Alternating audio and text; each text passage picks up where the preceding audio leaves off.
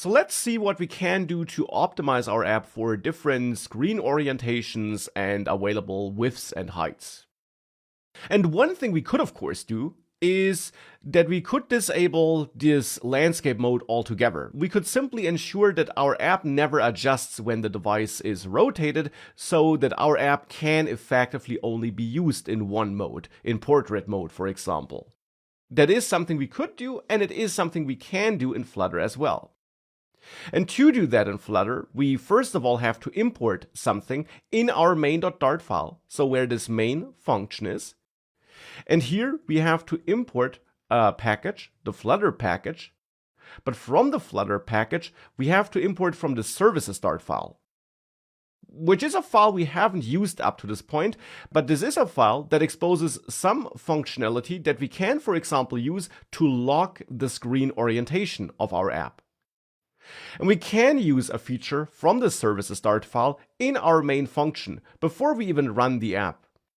Here we can use the system Chrome class provided by Flutter in the end, and there set the preferred orientations by calling set preferred orientations. Now set preferred orientations then takes a list of all the device orientations we want to allow. And setting such orientations will then effectively prevent our app from adjusting to other orientations that are not specified in this list. So here in this list, we can then access the device orientation object here, or the device orientation enum to be precise, and access the different orientations. And for example, here we can set the preferred orientations to portrait up and only portrait up. Now with this code added here, you then have to chain a method after it, the then method, because set preferred orientations actually gives you a future. And I covered futures in the previous course section.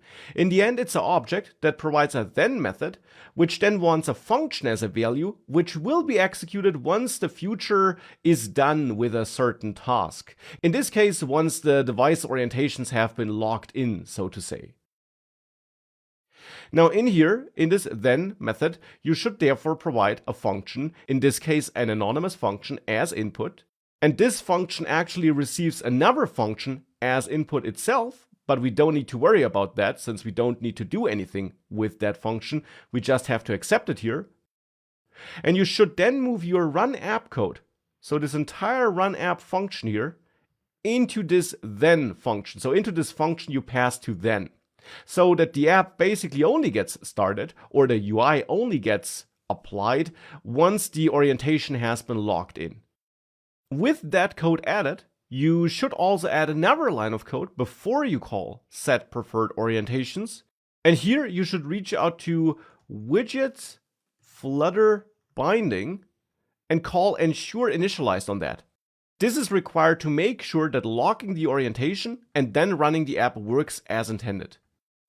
If you now force a restart, or better yet, you stop your currently running session and run the app again without debugging here, you should see that now, once the app started, if you rotate the device, it does not rotate anymore.